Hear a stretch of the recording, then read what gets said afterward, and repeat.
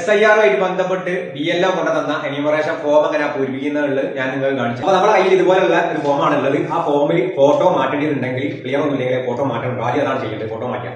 അതിനുശേഷം നിങ്ങൾ കാണേണ്ട ജനന തീയതിയാണ്. അത് ആദ്യം ദിവസമാണ് 11/4/1956. പിന്നെ അടുത്ത ആധാർ നമ്പർ ആട്ടോ 3457 ഇത്. അടുത്ത മൊബൈൽ നമ്പറാണ് 99463237. അടുത്ത പിതാവിന്റെ അല്ലെങ്കിൽ രക്ഷിതാവിന്റെ ആരാണ് കൊടുക്കുന്നത്, എന്റെ വാപ്പന്റെ പേരാണ് ഞാൻ എഴുതുന്നത്, അസൈൻ. പിന്നെ അടുത്തത് പിതാവിന്റെ എപ്പിക് നമ്പർ. എപ്പിക് നമ്പർ എന്ന് പറഞ്ഞാൽ ഐഡന്റി കാർഡിന്റെ നമ്പർ ആട്ടോ. ഇപ്പൊ എന്റെ ഐഡന്റി കാർഡിന്റെ നമ്പറാണ് എടുക്കേണ്ടത്. അത് Q78 ഉള്ള നമ്പർ. അടുത്തത് മാതാവിന്റെ പേര് ഉമ്മു സൽമ. അപ്പോ മാതാവിന്റെ എപ്പിക് നമ്പർ Q8. ഇനി അടുത്ത് പങ്കാളിയുടെ പേര് അവിടെ ഉണ്ടെങ്കിൽ മതി. പങ്കാളി നിർബന്ധമൊന്നുമില്ല, അവൻ മുഹ്സിന. പങ്കാളിയുടെ എപ്പിക് നമ്പർ ഉണ്ടെങ്കിൽ ഇത്രയേ ഉള്ളൂ ആദ്യത്തെ രീതി. അത് ഈ വലതുഭാഗത്ത് ആണ് കേട്ടോ. ഇവിടെ ചേർത്തത് വലതുഭാഗം കുറച്ചും കൂടെ വിട്ട് സ്ഥലത്ത് അവിടെയാണ് നമ്മൾ പൂരിപ്പിക്കേണ്ടി കേട്ടോ. ഇനി അടുത്തത് 2002 വോട്ടർ ലിസ്റ്റിൽ വന്നാട്ടോ. അപ്പോ ആദ്യം വോട്ടറുടെ പേര് റഫീഖ്, പിന്നെ എപ്പിക് നമ്പർ ഐഡന്റി കാർഡിന്റെ നമ്പർ ആട്ടോ Q7. ബന്ധുവിന്റെ പേര് അല്ലെങ്കിൽ ബന്ധുവിന്റെ പേരിന്റെ ഉപ്പയുടെ പേരാണ് ഉള്ളത്. അത് ഉപ്പയുടേതും ഉമ്മയുടേതും വെജിപ്പയുടേതും വെജിമന്റേതും ഒക്കെ കൊടുക്കണം. അപ്പോ അസൈൻ.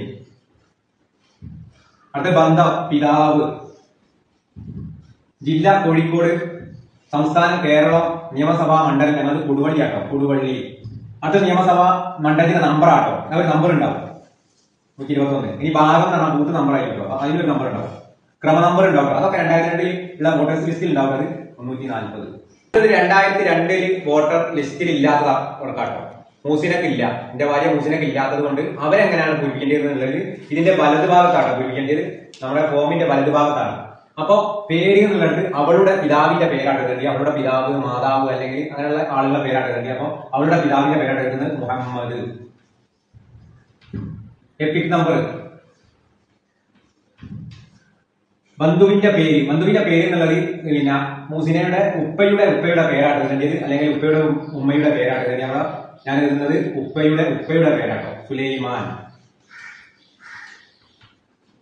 ബന്ധം പിതാവ്.